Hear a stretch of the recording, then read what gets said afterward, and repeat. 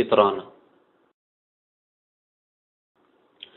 ہر ہجری سال رمضان کے مہینے کے بعد مسلمان عید الفطر مناتے ہیں، جس کو اللہ نے خوشی اور سرور کا دن بنایا ہے۔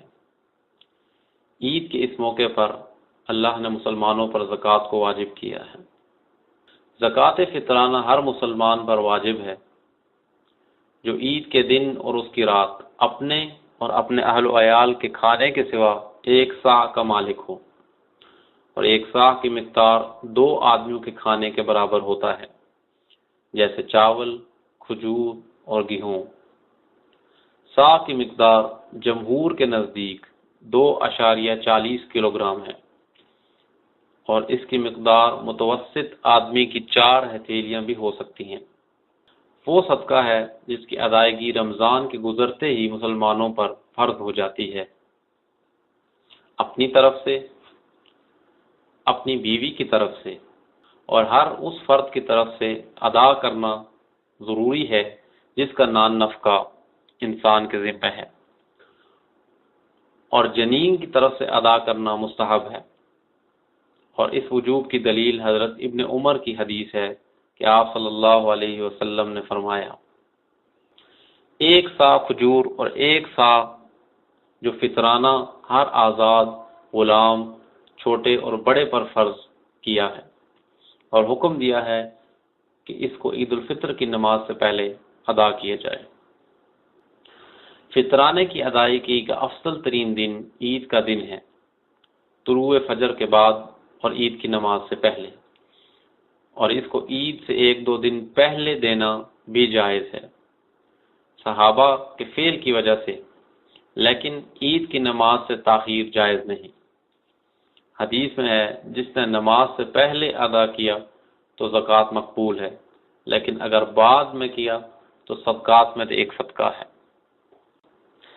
تنبیہات۔ زکوٰۃ کے متعلق علماء کی مختلف آراء درج ذیل ہیں۔ زکوٰۃ میں اصل تو یہ ہے کہ جس چیز پر زکوٰۃ واجب ہوتی ہے اس سے زکوٰۃ نکالنا چاہیے، لیکن حاجت اور مصلحت کے پیش نظر اس کی قیمت بھی جائز ہے۔ اصل زکوٰۃ کا مال بادشاہ کے ساتھ مختص ہے، اور زکوٰۃ دینے والے خود زکوٰۃ نہیں نکالیں گے، لیکن اگر بادشاہ اس سے باز رہیں تو پھر مسلمان خود ادا کریں گے، اور ادا نہ کرنے کی صورت میں ان سے پوچھ گچھ ہوگی۔